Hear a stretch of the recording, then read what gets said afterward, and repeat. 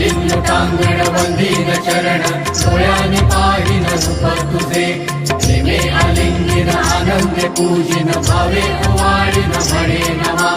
त्वमेव माता च पिता त्वमेव त्वमेव बन्धुश्च सखा त्वमेव त्वमेव विद्या द्रविडं त्वमेव त्वमेव सर्वं मम देव देव कायेन वाचा मनसेन्द्रियैव बुद्ध्यात्मना वा प्रकृति स्वभाव करोमि यद्यत् सकलं परस्मै नारायणायति समर्पयामि अच्युतं केशवं रामनारायणं कृष्णदामोदरं वासुदेवं हरिं श्रीधरं माधवं गोपिकावल्लभं जानकीनायकं रामचन्द्रं भजे हरे राम राम राम हरे हरे हरे कृष्ण कृष्ण कृष्ण हरे हरे हरे राम राम हरे हरे हरे कृष्ण